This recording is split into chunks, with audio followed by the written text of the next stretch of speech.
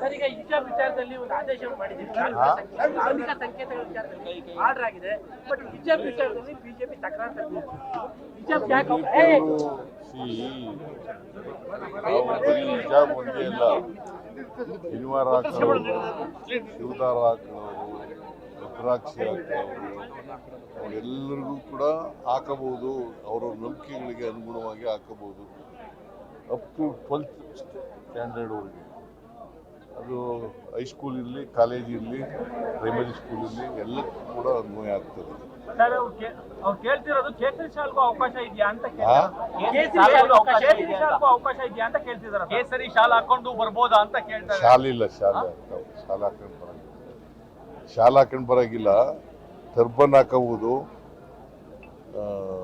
ಜನಿವಾರ ಹಾಕಬಹುದು, ಮತ್ತೆ ಶಿವದಾರ ಹಾಕಬಹುದು, ರುದ್ರಾಕ್ಷಿ ಹಾಕಬಹುದು, ಮತ್ತೆ ಹಿಜಾಬ್ ಹಾಕಬಹುದು. ಕೇಸರಿ ಟರ್ಬನ್ ಹಾಕೊಂಡ್ ಬರ್ಬೋದಾ ಅಂತ ಅವ್ರು ಹೇಳ್ತಾರೆ. ಕೇಸರಿಯನ್ನ ಬಿಂಬಿಸುವಂತ ಟರ್ಬನ್ ಹಾಕೊಂಡ್ ಬರ್ಬೋದಾ ಅಂತ ನೀವು ಹೇಳಿದ್ರೆ ಟರ್ಬನ್ ಅಂತ ಹೇಳಿ. ಟರ್ಬನ್ ಅಂತಂದ್ರೆ ಈಗ ಪ್ರಾಕ್ಟೀಸ್ ನಲ್ಲಿ ಇರೋ ಅಂತ ಹೊಸದಾಗಿ ಮಾಡೋಕ್ಕಾಗಲ್ಲ. ಯಾವ್ದು ಪ್ರಾಕ್ಟೀಸ್ ನಲ್ಲಿ ಇದೆ, ನಂಬಿಕೆಗಳು ಇದ್ದಾವೆ ಇಲ್ಲಿವರೆಗೆ, ಅವು ಮಾತ್ರ.